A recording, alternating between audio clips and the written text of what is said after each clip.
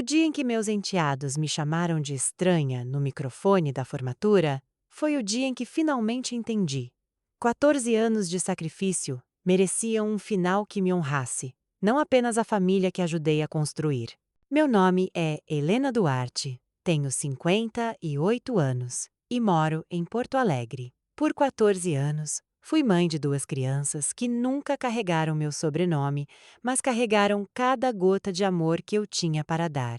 Olhando para trás agora, percebo que minha história não é sobre a ingratidão deles. É sobre o momento preciso em que finalmente aprendi a me valorizar. Conheci o Eduardo no inverno de 2012, numa tranquila tarde de terça-feira, em uma livraria do bairro. Eu tinha acabado de sair de um relacionamento de 5 anos que não tinha ido a lugar nenhum. E estava vagando pelos corredores, tentando lembrar como era sentir expectativa por algo com entusiasmo. Ele estava na seção infantil, olhando sem entender para uma prateleira de quadrinhos. Notei que ele estava segurando uma cópia de O Saci, parecendo que estava escrito em outra língua. Para qual faixa etária? Perguntei a ele, meio brincando. Ele olhou para cima, surpreso. A minha? Ou dos meus filhos? Ele riu de forma constrangida. Acabamos falando sobre livros por 20 minutos. O que se transformou em café, depois jantar e, eventualmente, em noites onde Eduardo falava sobre Luísa e Bruno, com uma mistura de devoção e exaustão que só um pai viúvo pode entender. Sua esposa havia falecido de um ataque cardíaco súbito quando as crianças mal tinham deixado as fraldas. Quando os conheci, pela primeira vez, durante um piquenique que Eduardo organizou no Parque da Redenção, algo dentro de mim mudou. Luísa, com seus cachos indomáveis e olhos brilhantes, orgulhosamente me mostrou um colar que ela havia feito com pequenas contas de plástico. Bruno, tímido e sério, escondeu-se atrás de Eduardo por quase 1 hora antes de decidir que ele era digno de ser interrogado. Por quê? Ele estava usando anéis. Ele sabia assobiar. Qual era o meu sabor favorito de picolé? Não foi amor à primeira vista. Era algo mais suave, mais profundo, uma percepção de que essas duas pequenas almas precisavam de estabilidade e que eu tinha mais do que coração suficiente para dar. Eduardo e eu nos aproximamos. Em pouco tempo, eu estava pegando as crianças na escola, ajudando com a lição de casa, cozinhando o jantar, sentando em pequenas cadeiras de plástico durante as reuniões de pais e mestres. 1 ano depois, numa noite comum, após 3 tentativas frustradas de fazer Bruno dormir, Eduardo virou-se para mim e disse: Helena, ¿quieres hacerlo oficial? Para nos tornarmos uma família de verdade? Eu disse que sim, não por desespero, mas porque aquelas 3 pessoas preencheram espaços em mim que eu nem sabia que estavam vazios. Casamos em abril de 2013, em uma pequena cerimônia em um café no jardim. Luísa foi a dama de honra. Bruno, o porta-alianças. Ambos estavam radiantes, eu também. Os primeiros anos foram preenchidos com provas e ternura. Luísa, então com 7 anos, testava constantemente os limites, como se estivesse mapeando as bordas do meu coração. Bruno me aceitou mais facilmente, mas as noites eram as mais difíceis para ele, pesadelos, lágrimas, sussurros chamando pelo pai. Nunca vou esquecer a noite em que Luísa desabou em soluços por causa de um projeto escolar que não conseguiu terminar. Eu quero minha mãe. Ela chorou, as palavras atravessando-me. Sentei-me ao lado dela, segurando minhas próprias lágrimas. Eu gostaria que ela estivesse aqui também. Eu sussurrei. Mas ela não está. Eu estou. E eu te amo. Deixe-me ajudar você? Naquela noite, ela me chamou de Mamãe Helena pela primeira vez. A partir de então, nossa vida se tornou um tranquilo espaço de construção de amor. Manhã cedo, fazendo café da manhã. Noites tardias, checando febres. Treinos de futebol. Recitais de dança. Corridas para o pronto-socorro, maratonas de lição de casa e orações sussurradas para ter certeza de que eu estava fazendo o suficiente. Eduardo trabalhava como engenheiro. Eu gerenciava um pequeno escritório. Juntos, proporcionamos aos filhos uma vida confortável, boa escola, cuidados médicos, aulas de piano, aulas de karatê, viagens de verão e, pouco a pouco, percebi que estava dando mais.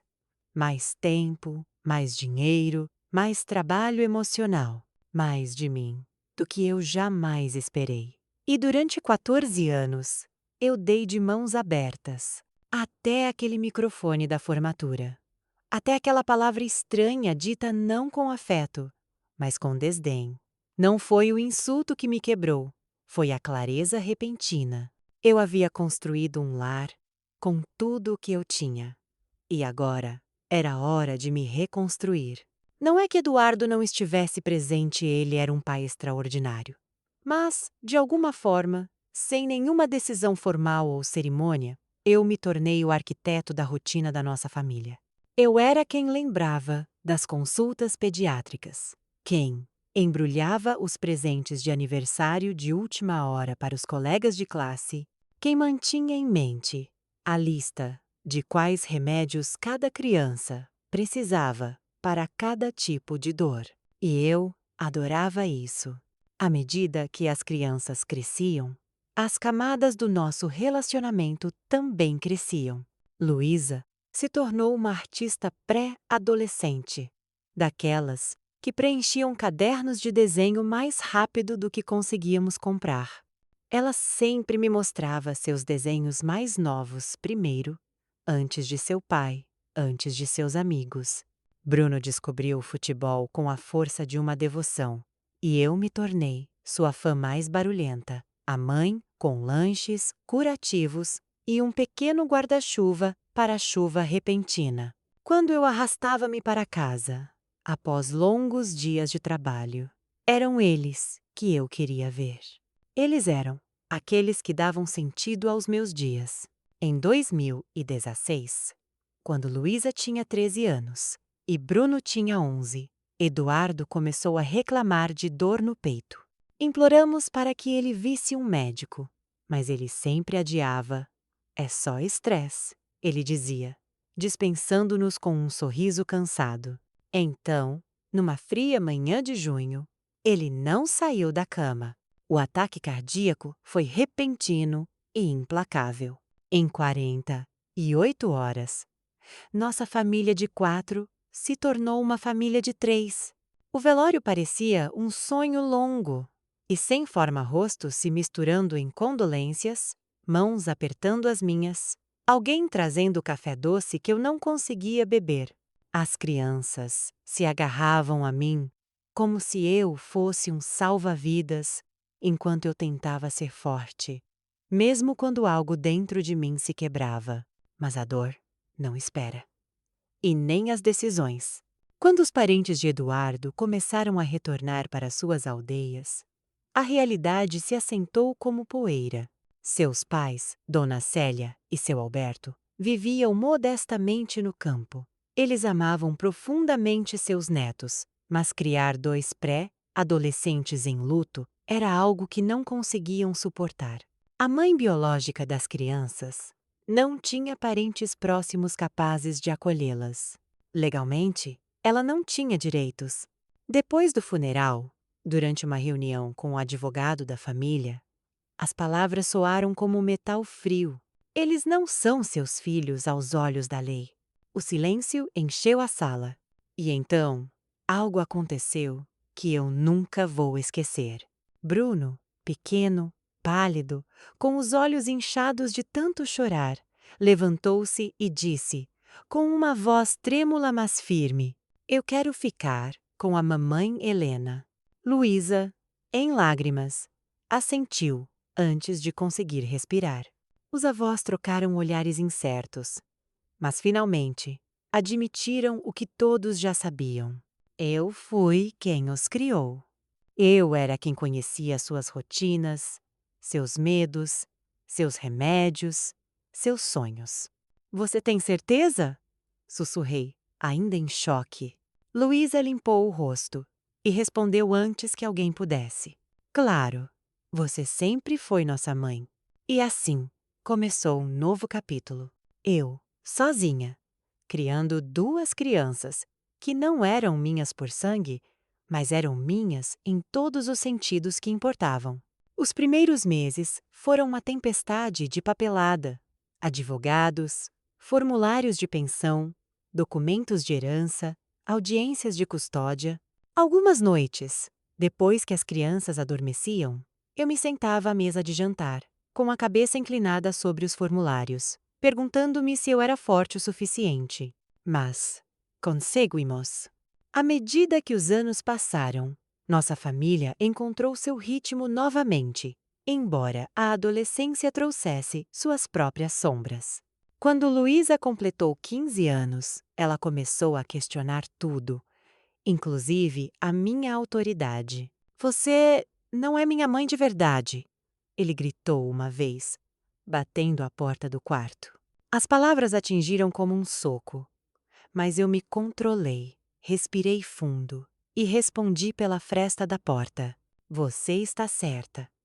Eu não sou sua mãe biológica, mas eu sou a pessoa que acorda quando você tem febre, que luta pelos seus sonhos, que fica mesmo quando é difícil.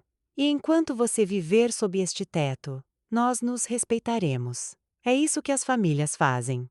Bruno, mais gentil por natureza, nunca questionou meu lugar. Mas ele ficou mais quieto, mais introspectivo, os normais temporais da adolescência. Ainda assim, algumas noites eu fico acordada, me perguntando: eles realmente me veem como a mãe deles? Ou sou simplesmente a única opção que lhes resta? Financeiramente, as coisas apertaram. Eu os mantive na escola particular, paguei pelo seguro de saúde, atividades extracurriculares e tutores. Eu me limitei em tudo para mim, sem mais visitas ao salão, sem roupas novas, sem sair à noite. Meu mundo se tornou os corredores da escola, as reuniões de pais e mestres, os jantares apressados e as conversas noturnas no sofá. Em 2019, Luísa se inscreveu para estudar design gráfico em uma universidade privada, seu sonho, e prometi a mim mesmo, custe o que custar, que a ajudaria a chegar lá. Não era que Eduardo estivesse ausente, muito pelo contrário. Ele era um pai dedicado. Mas, em algum momento, ao longo do caminho, eu, naturalmente, me tornei o coração da casa. Fui eu quem lembrava de todas as consultas médicas, quem embrulhava os presentes de aniversário para os colegas de classe na última hora, quem sabia exatamente qual remédio aliviava qual tipo de dor. Eu era a primeira pessoa que a escola chamava, aquela que mantinha nosso pequeno universo em movimento. E as crianças estavam se tornando elas mesmas de forma maravilhosa. Luísa, com seus cadernos de desenho e dedos manchados, estava se tornando uma verdadeira artista. Ela sempre me mostrava seus desenhos primeiro, buscando minha aprovação com olhos brilhantes e esperançosos. Bruno encontrou sua paixão no futebol. E eu me tornei a mãe gritando da linha lateral, torcendo até minha voz quebrar. Nunca perdi um único jogo nenhum. Quando chegava em casa exausto, após longos dias de trabalho, eram os rostos que eu procurava. Eles eram a razão pela qual minha vida fazia sentido. Então, veio 2016. Luísa tinha 13 anos. Bruno, 11. Foi então que Eduardo começou a reclamar de dores no peito. Imploramos para que ele visse o médico. Ele sempre dizia: é só estresse, meu amor. Eu só preciso descansar. Mas numa fria manhã de junho, ele não saiu da cama. O ataque cardíaco veio rápido e sem aviso.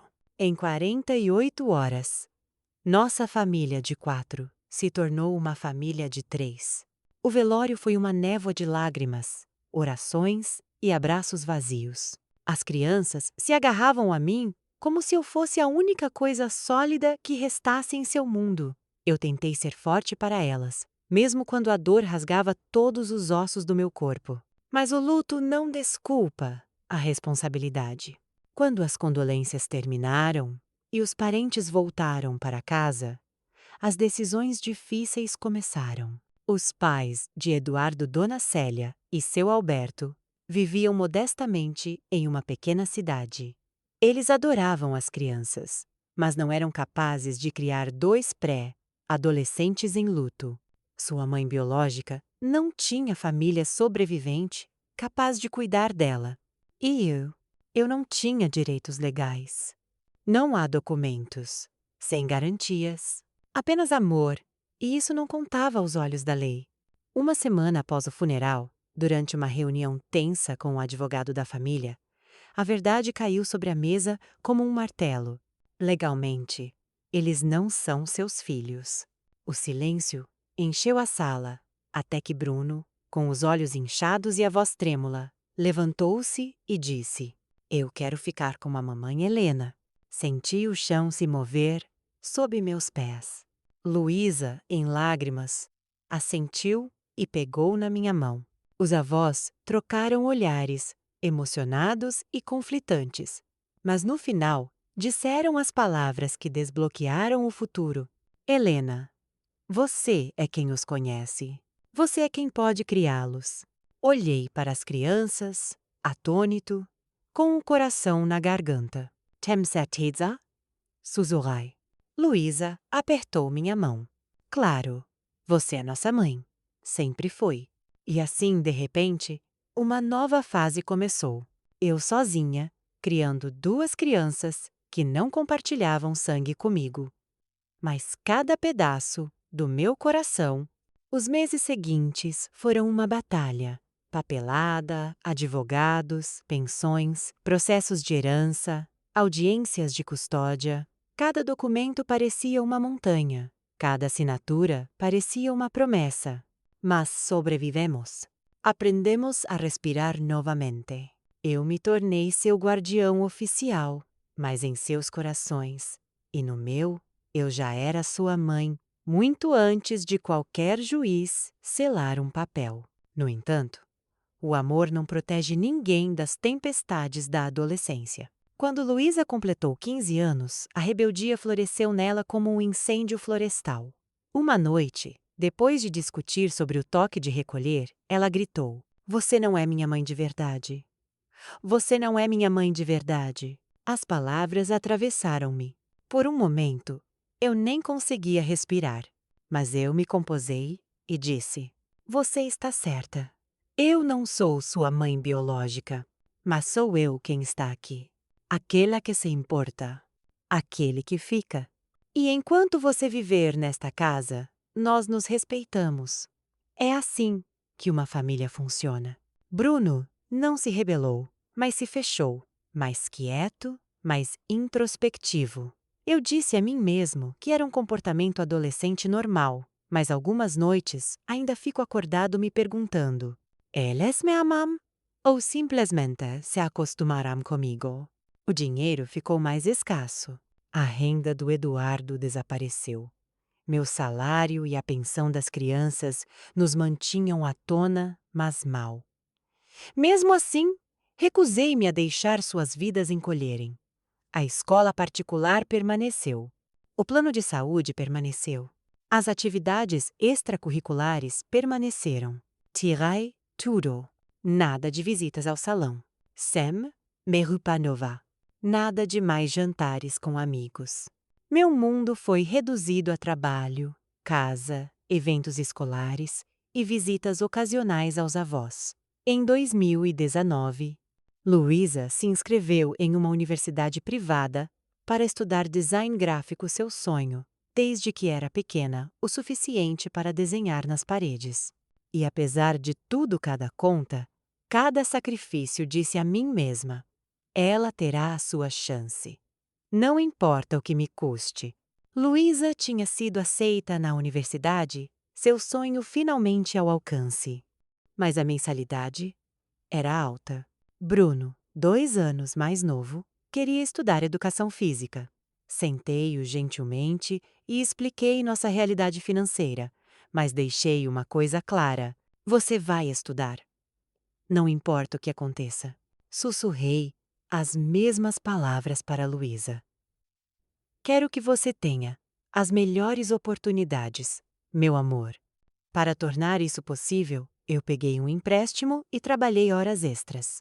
Cheguei até a recorrer à minha previdência privada, minhas economias para a aposentadoria. Mas quando vi o brilho nos olhos dela, ao descrever seus projetos universitários, soube que estava fazendo a coisa certa. Foi por volta dessa época que uma nova presença surgiu, uma sombra do passado. Não era a mãe deles. Ela havia falecido quando eram pequenos, mas Vera, a irmã da mãe falecida, que entrou em contato do Rio de Janeiro. Ela nunca havia nos contatado antes, mas de repente queria se conectar. Suas mensagens estavam cheias de desculpas, nostalgia e o desejo de fazer parte de suas vidas. Luísa estava fascinada, um vínculo com a mãe que ela mal se lembrava. Bruno estava duvidoso, em conflito. Eu os incentivei a explorar isso. Vera era vibrante, carismática, uma jornalista com uma vida agitada, cheia de histórias. As videochamadas começaram como introduções casuais, mas rapidamente se transformaram em conversas frequentes. Ela falava com carinho sobre sua mãe, compartilhava fotografias antigas, contava histórias que pintavam uma vida que eles não conheciam. Gradualmente, percebi que algo estava mudando. Luísa e Bruno começaram a ver Vera não apenas como uma tia, mas como uma figura que incorporava a mãe que haviam perdido, uma conexão que eu nunca poderia lhes dar. No final de 2020, Luísa estava no 2º ano da faculdade, Bruno no 1º. Uma noite, eles se aproximaram de mim com uma proposta prática. Mãe, queremos nos mudar para mais perto da universidade. Os custos de transporte são altos. Se alugarmos um pequeno apartamento juntos, será mais viável. Fazia sentido financeiramente. E eu concordei, mas meu peito se apertou de uma maneira que eu não consegui ignorar. Você já encontrou um lugar? Perguntei. Sim, disse Luísa, com emoção na voz. É perto do campus e dividir o aluguel torna tudo mais acessível. Ajudei com a mudança, comprando móveis básicos, organizando a transferência de correspondência, criando um espaço que eles pudessem chamar de lar. Eu continuei dizendo a mim mesmo que era normal. Eles estavam crescendo, afirmando sua independência. Mas a casa, que havia fervilhado de vida por uma década, de repente, parecia vazia. No começo, eles voltavam nos fins de semana, trazendo roupas sujas e ficando para as refeições caseiras. Eu mantinha a geladeira cheia, preparava os pratos favoritos deles e tentava deixar a casa aconchegante. Mas as visitas se tornaram menos frequentes. Os domingos tornaram-se quinzenais, depois apenas ocasionais. O primeiro momento em que realmente senti a mudança foi no 20º aniversário da Luísa. Eu organizei uma festa em casa, decorada com o tema que ela pediu, convidei seus amigos da universidade e preparei cada detalhe com cuidado. Quando chegou a hora das fotos, ela sorriu com seus amigos e Bruno. Mas quando eu ofereci tirar uma foto com ela, ela disse suavemente, quase pedindo desculpas. Oh, mãe Helena, tiraremos depois. Mais tarde, nunca chegou. Enquanto isso, Bruno começou a aceitar os convites de Vera para passar férias no Rio. Luísa logo se juntou a ele. Eu queria ser feliz por eles, de verdade. Eles estavam vivenciando o mundo, fazendo conexões, explorando uma parte da história deles que eu não podia oferecer a eles. Mas, no fundo, uma punhalada de ciúmes me atravessou. Depois de anos sendo sua única presença materna, agora havia outra pessoa, uma figura mais brilhante, mais glamourosa, aparentemente mais emocionante. capturando sua atenção e afeto. Vera enviava presentes. Levava-os em viagens. Compartilhava experiências que faziam minha rotina tranquila e organizada em Florianópolis parecer mundana. E de repente perguntei a mim mesma: depois de tudo que eu havia sacrificado, todo o amor que eu lhes havia dado, ainda havia espaço em seus corações para mim? Nas redes sociais, vi-os, Luísa e Bruno, rindo em restaurantes badalados no Rio, em praias banhadas pelo sol, em exposições de arte e peças teatrais. Eu gostei das fotos. Deixei comentários calorosos sobre como eles pareciam felizes. Mas, por dentro, uma dor estranha me consumia. Em casa, as conversas mudaram sutilmente. Cada conversa parecia girar em torno de Vera, suas histórias, sua energia, as aventuras que ela prometia. Eu ouvi, genuinamente interessada, mas notei algo que não podia ignorar. Minhas opiniões estavam se tornando cada vez mais irrelevantes. Quando Luísa teve que escolher uma disciplina eletiva, foi Vera quem ela chamou. Quando Bruno considerou mudar de curso, Vera foi a primeira pessoa a quem ele recorreu. O golpe final veio numa noite comum. Eu me peguei ouvindo Luísa, ao telefone, com uma amiga. Vera é incrível, sabia? Ela tem uma energia que a mamãe Helena nunca teve. É como se eu finalmente tivesse uma mãe de verdade na minha vida. Eu fiquei paralisado. Mãe de verdade.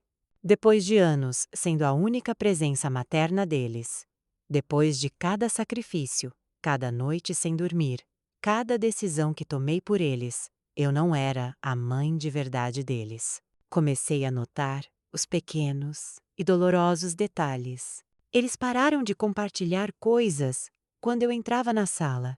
Os telefones deles estavam sempre à mão. As conversas com Vera tinham prioridade sobre qualquer coisa que ela dissesse. Quando eu chegava em casa do trabalho, eles estavam ou falando com ela ao telefone ou contando suas histórias. E então, Bruno me disse que queria passar o Natal no Rio. Vera quer que conheçamos toda a família da nossa mãe, ele explicou. É importante que conheçamos nossas origens. Origens, como se os anos que passamos juntos, construindo uma família do zero, não fossem suficientes. A formatura da Luísa estava marcada para dezembro de 2023, 5 anos de design gráfico, totalmente financiados por mim, desde o primeiro pagamento da mensalidade até os materiais mais caros para o projeto final dela. Esperei aquela noite como uma mãe, esperando seu momento de glória. Mas Vera chegou do Rio, ficou em um hotel 5 estrelas no centro, levando Luísa a um salão luxuoso para fazer cabelo e maquiagem. Eu ofereci ajuda, mas ela me dispensou com um sorriso caloroso. Quero tratar minha filha de coração. Filha do coração. A ironia me atravessou em silêncio. Bruno, agora no 3º ano da universidade, veio apoiar sua irmã. A cerimônia foi numa noite de sexta-feira no auditório da universidade. Escolhi um vestido que havia guardado para este momento. Cheguei cedo e sentei-me na 3ª fila, atrás de Vera e sua família. Vera sentou-se no centro, impecavelmente vestida de preto, conversando animadamente com sua família, irradiando a confiança que eu passei anos cultivando em mim mesma. Luísa havia reservado meu lugar, e eu forcei um sorriso, dizendo a mim mesma que esta era a noite dela, não a minha. A cerimônia foi linda. Quando chamaram o nome da Luísa, senti lágrimas turvarem minha visão. Lá estava ela, a menina de 6 anos que eu conhecia, agora uma jovem serena e bem-sucedida. Todos os sacrifícios, todas as noites, sem dormir, cada empréstimo, cada grama de amor, tudo valeu a pena. Então chegou o momento dos formandos falarem. Meu coração estava acelerado enquanto Luísa se aproximava do microfone. Quero agradecer a todas as pessoas que tornaram este momento possível. Ela começou, sua voz ressoando por todo o auditório. E então, meu sangue gelou. Especialmente minha tia Vera, que nos últimos anos se tornou a mãe que eu sempre quis. Obrigado por me mostrar quem eu realmente sou, por me conectar com minhas verdadeiras origens. Forcei um sorriso, meu coração se partindo em silêncio. Mãe, que eu sempre quis. Eu também quero agradecer a Helena, ele continuou. Por um momento, ousei ter esperança. Talvez ela me reconheça. Obrigado por pagar as contas todos esses anos. Você foi essencial para que isso acontecesse.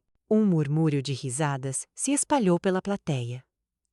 Uma piada? Percebi, eles não entenderam. Então Bruno pegou o microfone. Eu também quero agradecer a nossa verdadeira mãe, que está aqui hoje, representada pela tia Vera e a Helena, que, bem, ela sempre foi um pouco estranha, mas cuidou de nós financeiramente. A plateia irrompeu, em risadas suaves, educadas, mas cruéis em seu tom subjacente. 14 anos de dedicação inabalável, amor, sacrifício e devoção. E no final, eu era o estranho que pagava as contas. Sorri, com as mãos trêmulas e o peito apertado. E enquanto os aplausos ecoavam ao meu redor, percebi que, embora meu coração doce, eu lhes tinha dado algo que ninguém mais poderia ter dado. Minha presença constante, meu amor inabalável e a família que havíamos construído juntos. Fiquei na minha cadeira, sorrindo educadamente, mas por dentro algo havia se quebrado irrevogavelmente.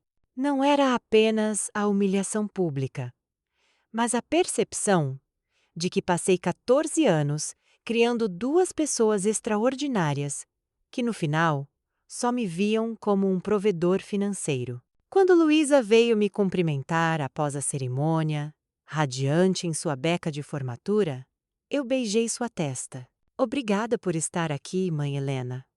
Parabéns, querida.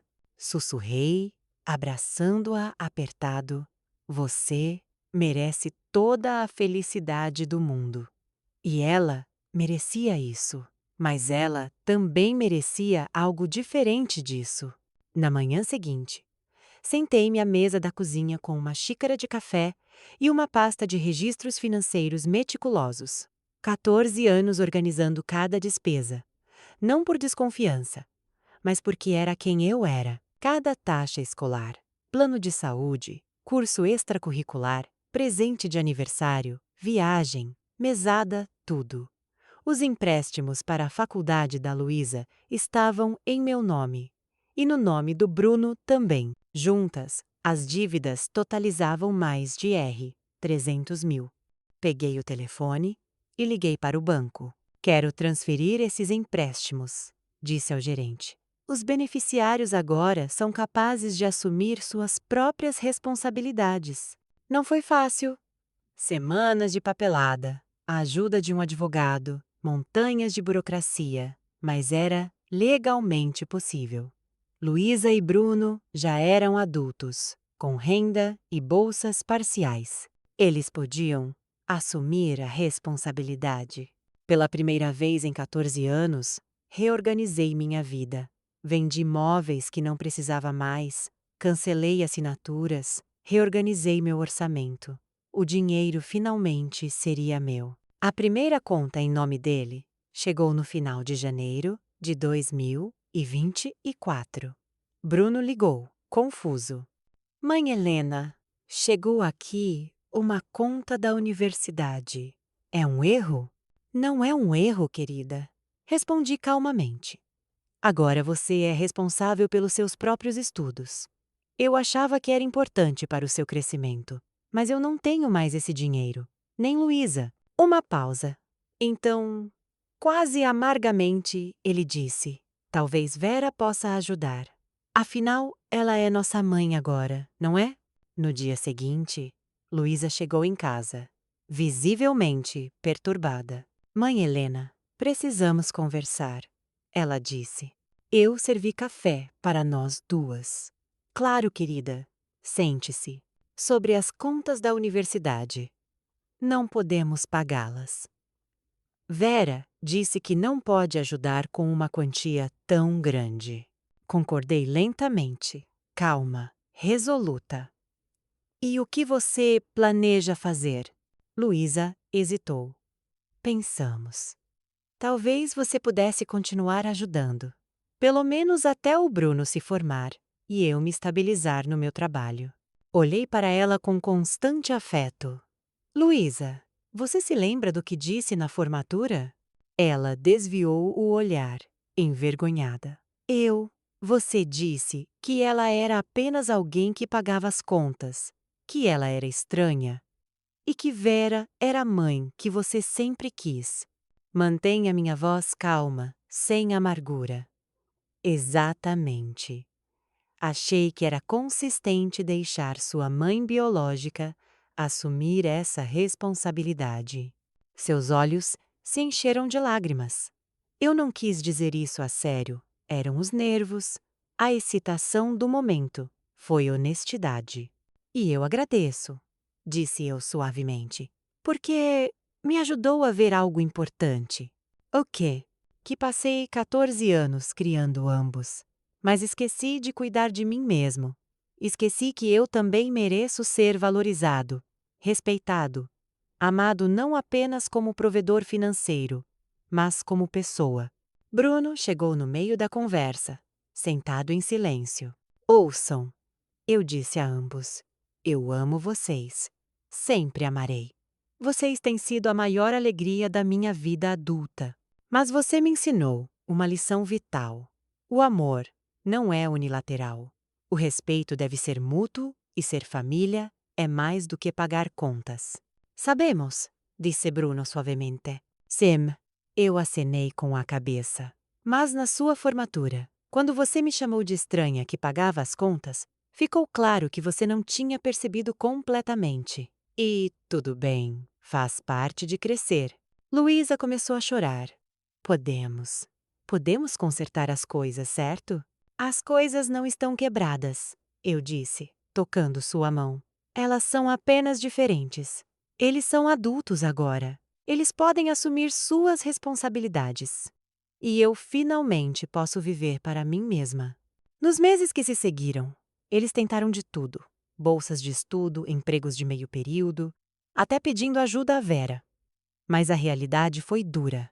Bruno teve que pausar a universidade e trabalhar em tempo integral para economizar dinheiro. Luísa começou a trabalhar como freelancer e se mudou para um apartamento mais barato.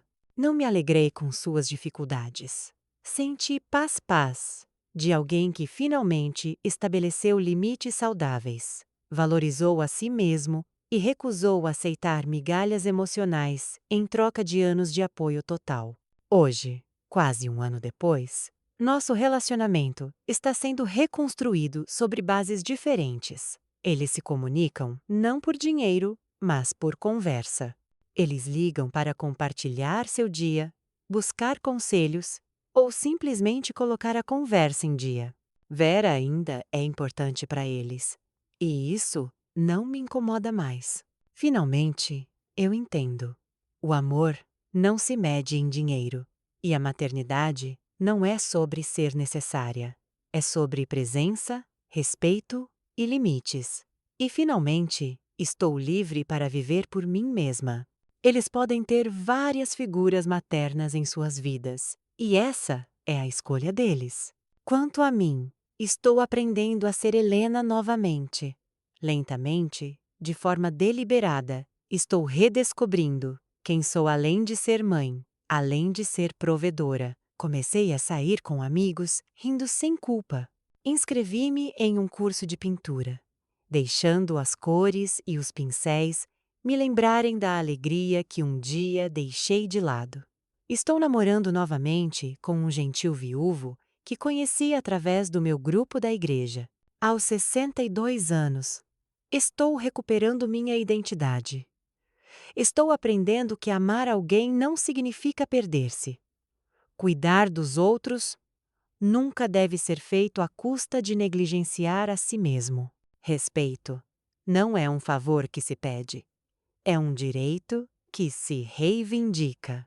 Hoje, Luísa e Bruno estão aprendendo o valor do próprio esforço.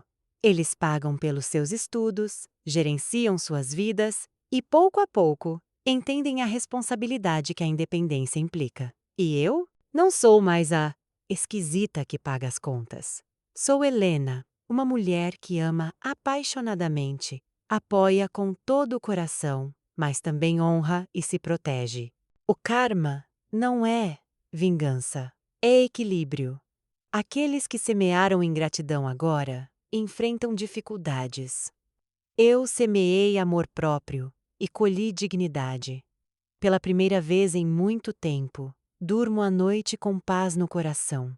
Se a minha história te comoveu, dê um like, inscreva-se e compartilhe seus pensamentos nos comentários. Diga de onde você é e responda honestamente. O que você faria no meu lugar? Suas palavras podem ser a luz que alguém precisa hoje. Koto. Passei 14 anos criando 2 filhos que não eram meus. Paguei todas as contas, apoiei todos os sonhos. E na sua formatura, chamaram outra pessoa de sua verdadeira mãe e a mim. A estranha que pagou as contas. Me rompió. Mas depois percebi que tinha esquecido de me amar. Agora vivo para mim, sigo meus sonhos e finalmente durmo em paz. ¿Quieres escuchar mi historia completa? Clique no link abaixo.